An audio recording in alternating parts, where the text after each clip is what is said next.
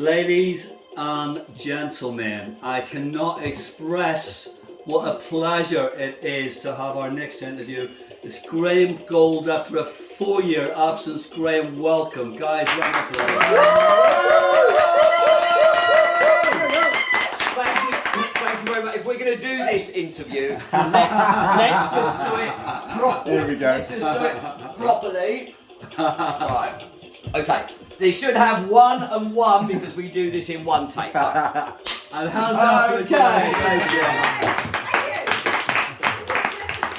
guys? Guys, we've got the tune of choice from Graham here. We've got Invader Cool World. It's a particular favourite of his. Did you release this tune? Yeah, but basically, we launched Peach at Legends in 1993 and in September, and then in November, these two guys bought a DAT tape. Remember the old digital audio tapes? And I actually they had a DAT player at the club, which is really unusual. And I thought, I really want to play this. So I actually just played it cold at the club. And these boys had a studio in Luton, Dave Worcester and John East. And John is now part of Clark and East, which is like a big duo where they're producing a lot. They're remaking, rehashing old tunes. They're residents at Shush, and we did a live stream back in Easter, and they were so good that we brought them on board as new Peach residents. But anyway, so I met with them after, and we've actually started the label, or I started the label with them. I funded it, Cool World. We signed a lot of tracks, and that was the first one, Invader. Then I got like Tall Paul to do a remix, and Dylan and Dickens. I can't remember. We had a few remixes, and we sold 30,000 copies of that. That's fantastic. So, yeah. Ladies and gentlemen, we've just all endured the most ridiculous, bizarre 2022 months. It's a fact that it's all, obviously including Graham. Myself and Graham were to first do this over 4 years ago. An unusual series of events meant we couldn't do it. Graham's well aware what that was. Yeah.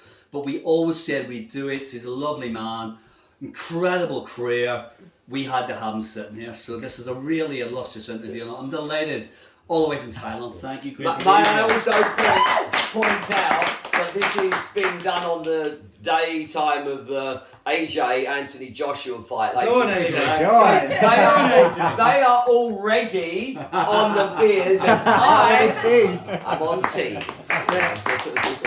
Okay guys, we've got usual format. We've got 5 formal questions for Graham. He's got the heads up on the formal questions.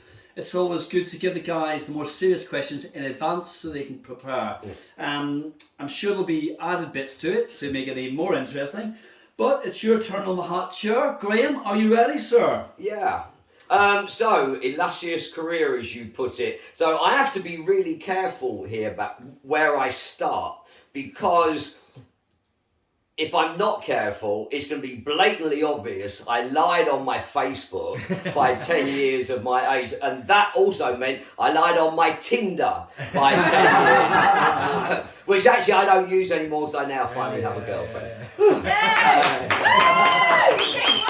So, you're 50 now, aren't you? 50? I wish Just I take was. it. Okay, so I started DJing when I'm going to make this really brief because it's going to be quite long. I started DJing when I was 15. I kind of knew at 14 what I wanted to do. Opposite us, I was born in Ealing, and opposite us was one Jamaican family, and they had once a month what's called a blues, which is like a reggae house party, and I was seriously, I mean, my musical first heroes were Sam Cooke, Otis Redding, Arthur Conley, Wilson Pickett, Aretha, blah, blah, blah.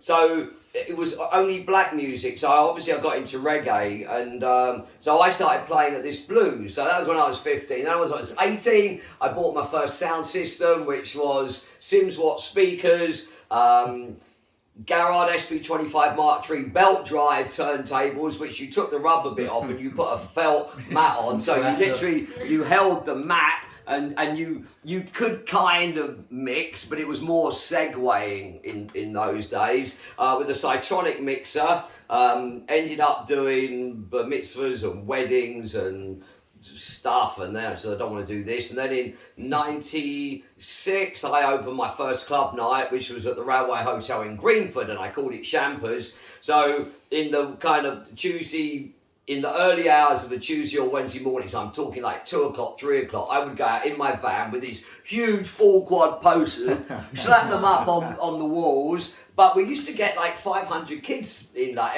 every Sunday. I was making like 350 quid on one night. Which good money. When I'm back, so I'm going to put the year, it was like 1976. So that was that. And then one of the guys who used to come to the club, used to come to my night, told me about this club called Gulliver's in Mayfair, and I'd never heard of it. So one Saturday night we went, and I kind of walked in, and I was a little bit flush with money because I was making this.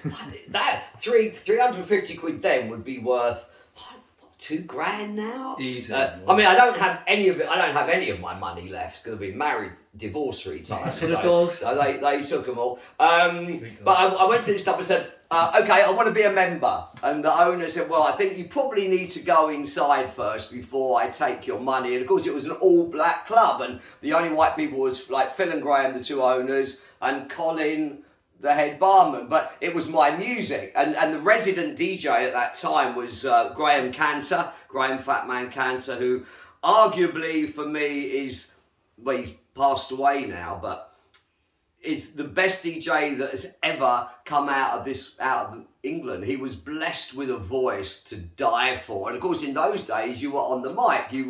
We were mixing, but proper mixing came about in around '78 when the 1210s came out, and it was probably primarily Froggy from Froggy's Monster Roadshow. So Froggy, so I got friendly with Graham, and then he said, oh, come in for an hour once on a Saturday and do an hour on a Saturday night. So I did, and then he parted ways with Phil and Graham, and then Phil called me and said, Graham's gone, would you be our new resident? And it was, 6 nights a week, 7 hours a night. But it meant I was following in the footsteps of this absolute freaking legend. And I'd already made a bit of a name for myself then anyway, but so I called Graham and said, Graham, look, Phil's offered me the gig because, you're not there anymore. And he said, listen, if you don't take it, somebody else will, and I'd rather you took it, and he appreciated the call. So that was the start of that, and then that led to me being singles reviewer for Blues and Soul, writing for Root magazine, what else did I do? I wrote for a couple of other magazines. Then JFM found a loophole in the law, so then I ended up doing pirate radio. Well, I was doing Sunday, then in '82 I started doing Sunday mornings, like 8 till 10, but I was working till 3:30 in the morning, so I'd get home at 5 and then get up and then slap all the way across London to just do this 8 till or 10 till 12, whatever time it was. Then I think it was '83, JFM, Brian Anthony found a loophole in the law, so we went 24/7 on medium wave, and I was doing drive time. So my day, it's quite funny because people say, oh, it's an easy job, and like, oh, you haven't got a clue. So my day was like, get up at 11, go for a run, do 45 minutes of weights, have lunch, say goodbye to my then wife, drive two hours across London to Deptford. 4 o'clock was on air, finished at 7, drove into the West End to Gulliver's. I had the keys to the club, cooked my dinner, produced the next day's radio show. Then the club opened at 9:30, and I did that every day for 3 years, Monday to Saturday for 3 years. And then Sundays was doing all my writing for Blues and Soul, and I recorded every show, and then also so I was sending off tapes to every single frigging legal radio station. And that's what I did. Then Capital came along in '85, Radio London on the Soul Night Out came along '85. Then I got involved with Kiss. on the application. Kiss, I did every pirate in London except Kiss. Kiss was the one I didn't do. But I got involved with Gordon and helped with getting ready to put for the franchise. And so I was involved in the application, and then we won. And but then I got the 2 worst shows I never wanted, which was the breakfast show, because it's Mr. Cheesy Coat Hanger in your mouth. Hey, welcome to the... And then the dance chart, which then Malibu came on as a sponsor, and then I had to be really speaking like this because it was Malibu, and which is also not me. But I got an extra hour on the chart show, so it was my only hour in 15, 17 hours a week of broadcasting where I had complete control of what I played. And so I used that out. As far as Malibu were concerned, that hour was me playing all the tracks that would go into the charts the following weeks. But of course I used it just to play all the new house music. And in those days, of course, there was no social media. So if you had a club night, you did flyers and you stood outside the club. But there was a company called Flying Squad, Russell. And so you paid him, so he would give out the flying pack bags at all the clubs. And he said to me, after I've been doing this about 6 months, he said, Graham, more people are talking about your 1 hour than they are about Jules and Danny's show. And I thought, okay, maybe I'm making an indent into the scene. And then in '93, JM, who was head of club promotions at Peach, he saw my career was going, I was getting booked at all the right gigs, wanted me to front this new house night. And it was to take over Legends, where Jules from 1990 or 91, whenever they started fresh, that was Judge Jules' night. That really elevated your status at that time. Kiss would have elevated your status. Totally. And also, don't forget, I had always been a soul DJ. We were all soul DJs. Norman J, Judge Jules, David Morales, Roger Sanchez. We were all soul DJs in the 80s. And, and Coxie, like the first time I met Carl was 83. I was at Gulliver's, and I got 1 night off a month two actually. One to go and do the Radio London Soul Night Out, and then one to do this dodgy black club in South London with me and Carl. So Carl and I have been friends ever since. But you were the dodgy element. What? You were the dodgy element. Yeah, I was. But that's how I met Carl, and we're still like not good friends, but we all aware of each other. We're friends, when we see each other, so the house thing was quite new, but at the end of the day, I was playing disco in the 70s. Yeah, I am actually older than this. Hang on. I never have that done. But I am wearing glasses, and I'm also getting my hearing's fucked. So played, but all disco was realistically was house music, but they hadn't coined the phrase house music. The phrase comes along because of this, the club in Chicago, the Warehouse, and people would go into the record shop and say, I want the music they play at the house, and that's where house music. So, which was black, gay, Hispanic, all disco. So tremendous answer. Graham, what does music provide for you? And do you feel that music provides an emotional or spiritual connection with other people? It inspires both emotional and spiritual. I don't know. I've had it in my blood since I bought my first record when I was 6. I was just always passionate about music, and obviously trance was kind of, if you look at all the music genres, you could argue that trance was maybe the most euphoric because of the big melodies and the breakdowns, but I still called it soul music because it touched I didn't call it soul music, but it touched my soul, but house does the same thing. Of course. So I think it's and you connect with the crowd when you play. Definitely. It certainly brings everyone together. I mean, you've only got to look at everybody on social media since COVID started, and how how ecstatic people were just to go out to play again. Totally. You know, and then, but also on the other side of the dance floor, the ravers, they just wanted to go and dance again. Totally.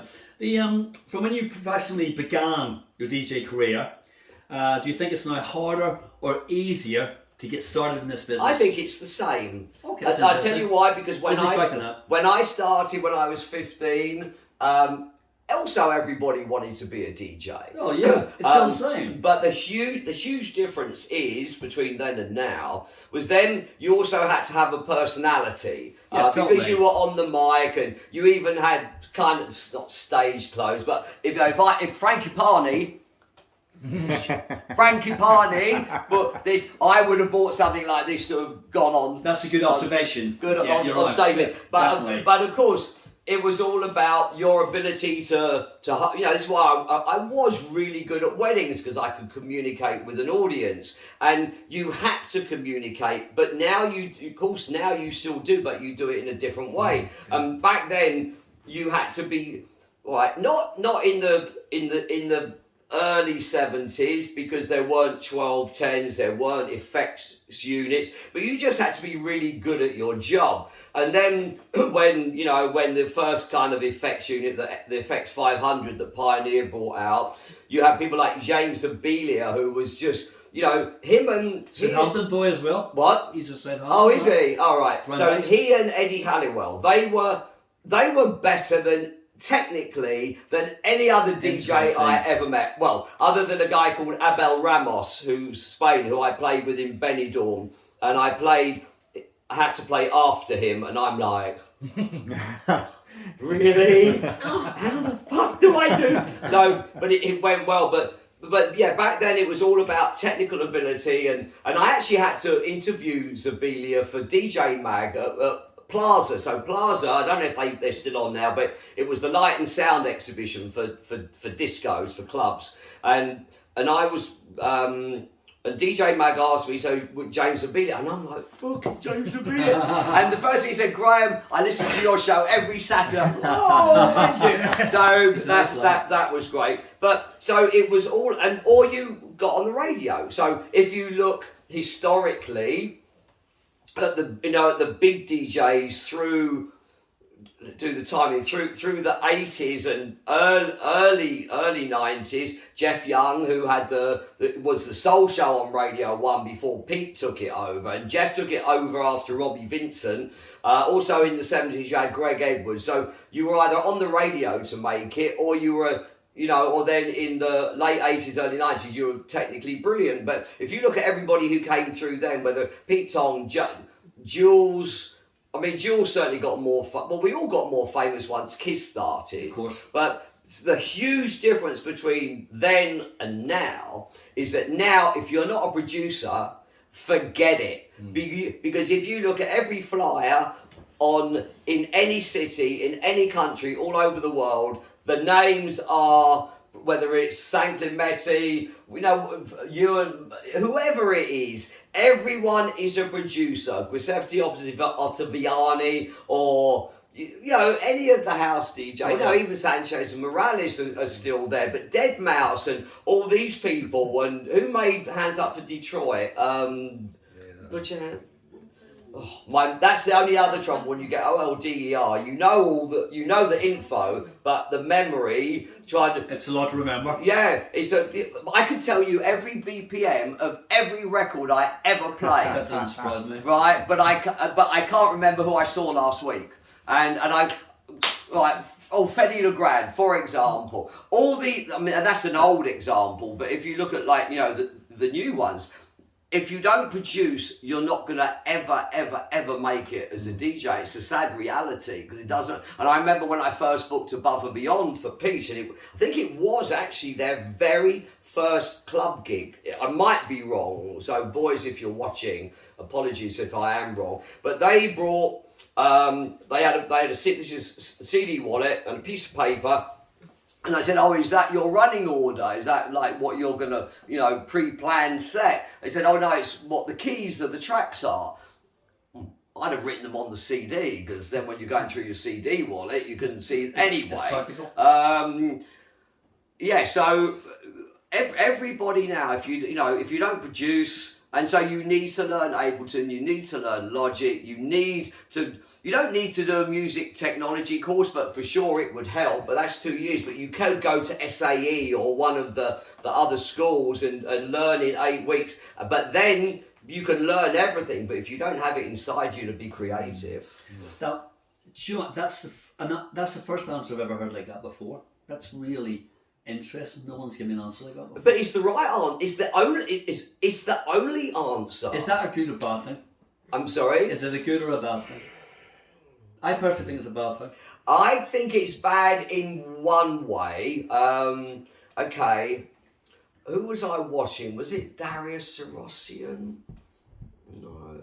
I was watching somebody on a YouTube live in, I don't know, it was in Mykonos or something, and there was nothing coming from the DJ. There was no show. It was like, I don't think even smile. If you watch the girly DJs like Lily Palmer and people like that, they're all they've got tits out as well. Well, not tits out, you know what I mean. And the girl aesthetically pleasing. Yeah, aesthetically awesomely pleasing. But all the girls actually do a better job of making a show than most of the guys. So yeah, to answer your question, if he's a producer and he's a geek, he's not going to be anything to look at when you go to a gig, and you do need the DJ to do. Thailand is your home. How did this deep connection come about? It's your home. How did it happen? I have to laugh at the word. Excuse me, it's one take, but I have to laugh at the word deep. It's not really deep. So how did it come about? Okay, my 2004, I lost Kiss. Then I had to sell my beautiful house because, well, I had to take my ex-wife to court to pass my clean break and blah blah. Oh yeah. So I woke up one Monday morning. I'd be at 2007, and then I got an email from a friend of mine. Oh, just bought a dive school in Thailand. Okay. Oh, whereabouts? And he said Koh I said, oh, never heard of it. But I'd booked to go there the year of the tsunami, but I got a late gig playing New Year's Eve at Pasha in Sharm el Sheikh. And I said, well, it's New Year's Eve, my girlfriend has to come.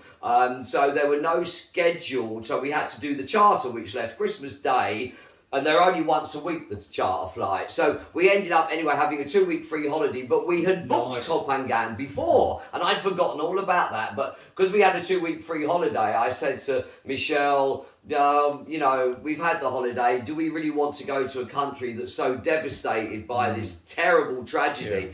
Of course, I had never been. Thailand was one of the few countries I hadn't actually been to. Didn't understand the geographics of it, that the tsunami was the Andaman seaside, and we were in the Gulf, and Alex was dive school on Koh Phangan is in the Gulf. So if you think Mallorca, Ibiza, Menorca, then think Samui, Koh Phangan, Koh Tao. That's a perfect illustration of the three. You get an idea of the island. And so I just wrote him back and said, oh, what can X buy me? And he said, paradise.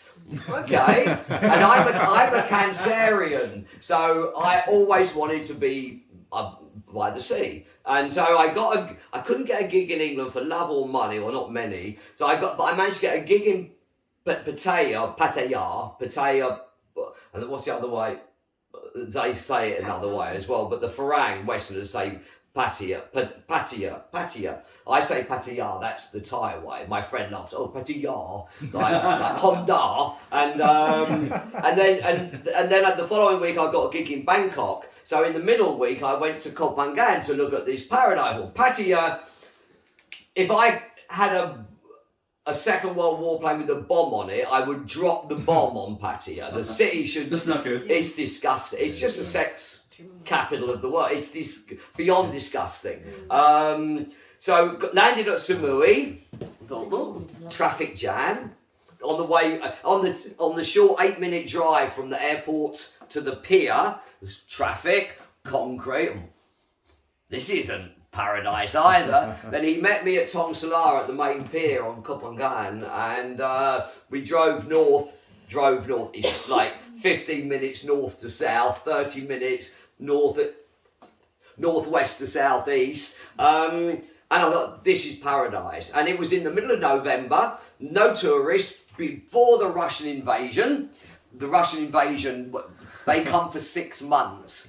I am from Russia. I want to be a DJ. I buy a laptop and the top 10 from Beatport and I am DJ. And never ever get a Russian girlfriend, by the way. They're awesome, but if you're the man, you pay for everything. It's the way it is in Russia. So, but anyway, and that was it. And I thought, you know, I've worked since I was 13. And I don't think I very rarely did a day where I didn't do at least 12 hours. And you know, back in that decade that I was at Gulliver's, I was doing 15-hour days. I really paid my. I thought, you know what, I can. And the gig in Pattaya and the gig in Bangkok said, yeah, we'll have you every month. So I thought, okay, that's the money sorted. Then and I sold my house. Well, I got back from the trip, took my kids out for dinner. And I said, this is what I might be doing. And the boys said, Dad, we're cool with that. They're all grown up anyway. So I went into the estate agent on December 8th. And she said, Graham, it's 2 weeks before Christmas. No one's going to even look at your house till the end of January. And I sold it in 3 days. So, not because it was an amazing house. It was just I got lucky with this woman who wanted my house because she had a divorce from my husband and she wanted somewhere in the village. God bless divorce. What? God bless divorce. Yeah, God bless divorce. And very popular. And I moved 4 months later. And that was it. So in England we have a saying, the grass is always greener. I'm loving these. I don't have green things on my t-shirt, by the way. It's the green things that are going around on the thing. It is and it isn't. It's a cool place to live. It's really island life. Yeah. But you know, it is Thailand. There is a lot of corruption. Yeah. Which works in your favour as a DJ in some ways because it means the parties can go on till 6 and that's illegal in Thailand. But it's up and down. It's certainly, I live 300 metres from the ocean, but I just realised before I moved here, I think I'd gone 4 months and I'd not even been to the sea. Because I've been so busy working on this, you know, on the 2 Peach events and just working on this trip back and being in the studio. How long are you back for this time? Because it's prolonged. You don't normally stay this long. 3 months. I'm going in 3 October 18. So everything's booked except I don't have my certificate of entry yet because I can't get that and I can't even apply for that until I get my second jab, which is next week. You've not had it, no? I've had one. Was that over here? Yeah. Oh God, yeah. Because on Koh Phangan it's AstraZeneca, and I just, you know, I live. This island is basically in the middle of bumfuck nowhere. Yeah, go on. And my knowledge of COVID is when I look at BBC News on my phone. So I've learned a lot more about it being here. But yeah, we did hear on Koh Phangan that you don't want AstraZeneca. So, but I've been here and I've met friends. They've all had it and they're cool, but they're fine with that. So I had my first Pfizer jab. Luckily, because I didn't know what the restrictions were going back. Luckily, I did it the first day after I finished my quarantine. We have a concluding question, and then we'll get into 30 quickfire questions. Sir, what, in your opinion... That definitely is quickfire questions coming up. Right. What, in your opinion, makes a successful club night or a show? What components are needed for a successful club night or a show? All of them. Like every single thing that as a clubber you encounter when you go to a club. So who do you encounter the first you get to a club? Security. Correct. So you need to have really nice security, not overdoing it with the searches because, you know, if people didn't do what they did, there wouldn't be any clubs, no one would have a job in the end. Right, so security, obviously affordable, affordable lineups, production, sound system, bar staff, everything. If one of those factors is wrong, then the night is not perfect. So everything needs to gel and work together and everyone needs to be brilliant. That is a brilliantly succinct answer and that's absolutely on the money. Ladies and gentlemen, that was the formal questions. Can we have a round of applause? Some of my It is. No, look. It really is. It really is. It really Guys, is too. we're going to do the quick fire questions. Guys, familiar with the interviews. The DJs, they do get the formal questions in advance to give them a chance. But the quick fire questions, Graham has got no idea. It has to be spontaneous. It has to be fun. Graham, we're not trying to catch you out. This is fun. Okay, cool. So we're getting down for 30 quick fire. Are you good to go, sir? That's an affirmative. Yeah. Okay. Let's do this. Eyes down for a full house. First question: Clint Eastwood or Steve McQueen? Steve McQueen. No, because I just watched the new Clint Eastwood movie, and he's 90 and he plays a drug. He's carrying the drugs. The Neil. So it might be. Question 2: Money or fame? Money. Great sex for 2 nights or great food for 2 weeks? Sex. Is there a God? It's always a controversial one, the answer. What is your favourite pop tune of all time? Now, pop tune of all time. Favourite pop tune of all time? Some answer quickly, some take time. And we can come back to that. Oh God. Pop, not soul. Pop. Popular. Small Faces, Ichiku Park. Good answer. Cool. What scares you? Being in an example of this was in last Sunday's vigil. Being in an enclosed space, not necessarily with water coming in, but being like in that Good Girls where the guy took her into downstairs in that prison. You know, met the guy ran the girls' prison and down in the dungeons, and he locked her away, and she was never gonna get out. That is my scariest thing. No, that's not nice. What is your one luxury item, big or small? What's your one luxury item? Could be bar of soap, could be chocolate. I guess my tag. Okay, that's really that's a pretty cool one. Which I don't wear in Thailand because I can tell the time by the sun. Actually, but here where you got to make appointments. The sun's always out of time. Would you live alone on a boat for 6 months for £250,000, cast adrift on an ocean? If I had good by porn. yourself. If I had some good porn on my phone. Okay, that's a favorite. What is your favourite movie of all time? Oh, The Graduate. Oh, good call. On a scale of 1 to 10, how sexy are you? 10. Ask my girlfriend, but she wrote me. This morning she wrote me. Hold on, I'm just sure I'm not. I know this is meant to be quick fire, but where did she you wrote hide the me. money? Morning, my sexy mafia sunglasses, man. That's because these are my new glasses, and they tint. So, kiss on the first date. Kiss, yes. Sex, no. All the way on the first date, you've answered. I've done it, but not for a long-term partner. You're adult now. If your friend was facing 1 year in prison... Oh, see, we had sex on the first night. If your friend was facing 1 year in prison, would you be prepared to lie for them to save their freedom? I'm sorry, say that again. If your friend was facing 1 year in prison, would you be prepared to lie for them to save them from going to prison? Absolutely. Good lad. Only Fools and Horses or Steptoe and Son? Fools and Horses, because he was a PD in Steptoe and Son, wasn't he, anyway? £30,000 cash or guaranteed happiness for 3 years? That's a tough one, by the way.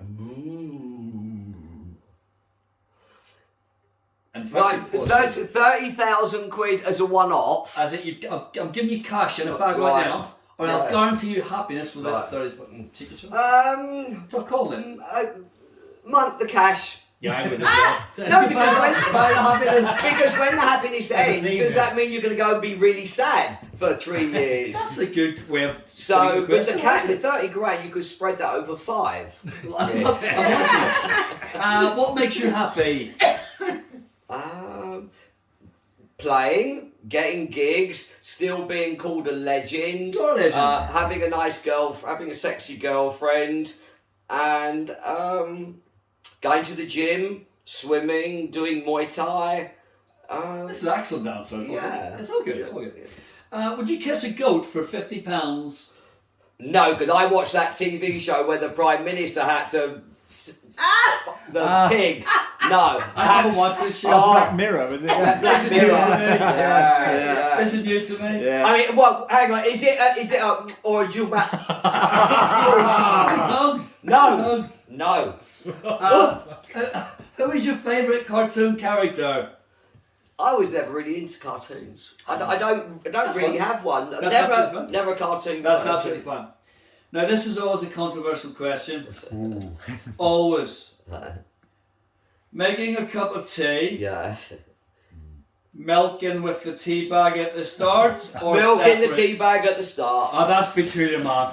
That's because that's maybe the first one ever. Yeah. But that's your choice. That's the right. And funny enough about that question. Can you explain it?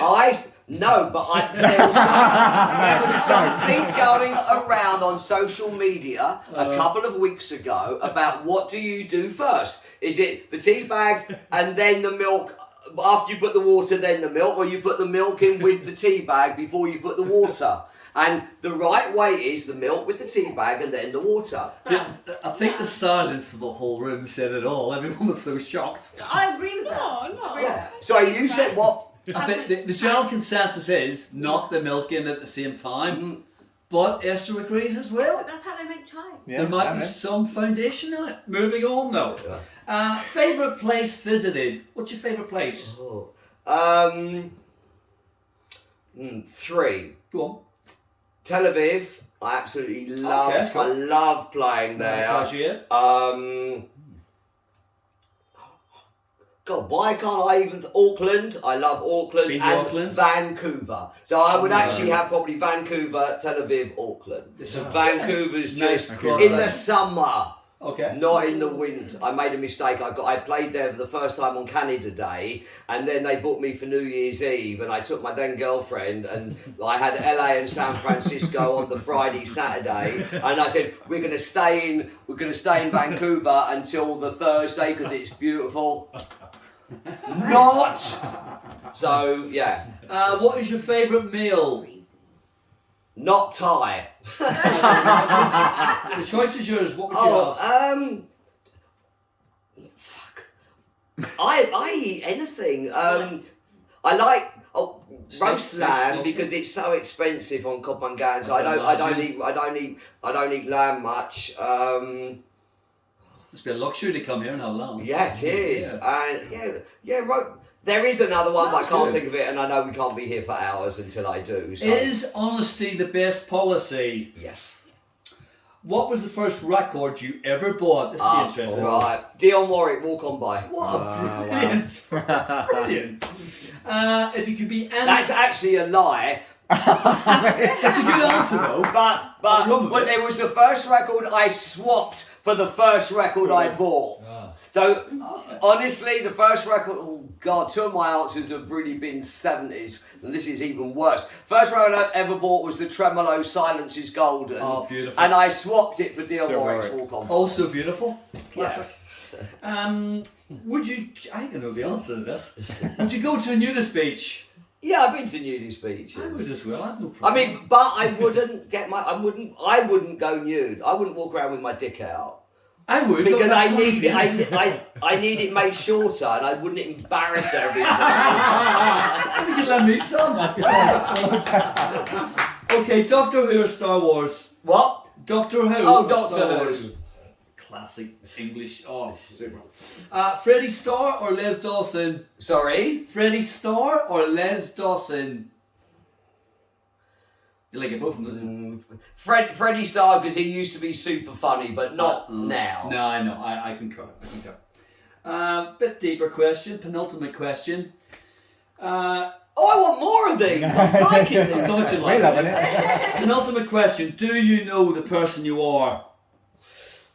Yeah, and sometimes I don't like him too much. That's very honest, and that's a great answer. Okay, thank you. This is your ultimate question, sir. And thank you so much. That's been tremendous. Oh, it's been good. I've loved this bit. On a scale of 1 to 10, how confident are you? 3. No. Yeah, no, I am. Really? Okay, let me rephrase that. In a situation like this, very. Behind the decks, Showing the human side. no. If I got it right, it's only because I'm so anal about my music and That's I've good. got, I have no problem with that. You can. and if you look at the scene now, so if I hadn't have gone to Thailand, my career probably would have resurrected itself. So 2004 I lost Kiss and I was celibate for 3 years with no girlfriend because I had to produce. Because what I said earlier, if you want to make it. So John 00 Fleming lived nearby. Adam White would come and help me a lot. And I've completely forgot where I was going with this because of fuck. I got carried away in my head. That's okay. But if I was here and then I left, but in the last 6-7 years, then all the brands have now come back. Like I bought Peach back, Clockwork Orange has come back. They've all come back. So this is what's making why it's still good for people like Tall Paul, Seth Fontaine, Alex and Brandon. You know, all of us who were big back in the 90s is a massive resurgence. So, but I love playing new music, and when I have to do my classics nights, I can't be Ministry of Sound, cheesy trance anthems, Ministry of Sound, cheesy house anthems. I look for all those tunes that everyone's forgotten to play that wasn't like Nush You Girls or Hyper Go Go or well, you know, the obvious in trance System F or For an Angel. I look for all those other tunes that I knew I used to play at Peach, which got amazing reactions, which were awesome tunes, but they didn't end up on Ministry of Sound, cheesy trance anthems. And with house, I just did a Club UK. Because Peach has bought the rights to Club UK, and we got John Please Women, and he said I can't use the audio of the video because it's too trancey, so I did a cut up of audio for house, and it was all not what you expect. So cool. Yeah, that's a hard question. Ladies and gentlemen, that's our latest interview of the legends. Graham Gold from Thailand. He's just checking them by name, so he's looking at his. So who was Guys, it? Was it Pete? Please, round of applause for this one.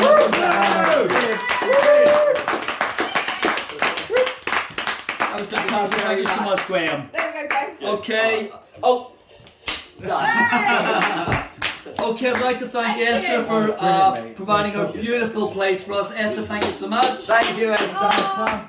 Thank you. Thank you, Ben, Veronica. Thank you, Andy. We're still on the broadcast, Don't guys. forget, you're still going to be doing this. It's very important. That's okay. Guys, we try to bring you interesting interviews. We've wanted Graham back for 4 years. That's been fantastic. We're seeing him out with his tune of choice, Invade Our Cool World. We've got a lot of stuff coming up in this next few months. Matt Handy's in Portsmouth with a show on the 9th of October. She has a Rhythm, K-Class. We've got November. Craig Older at Royal Yacht has got his next show coming back after almost 2 years. That'll be fantastic. We're going to it. Michelle Stead has got Graham Park and Anthony James in November. And we've got Alistair Whitehead and our boys at Christmas. Guys, thank you so much for tuning in. Thank you, Craig Gold.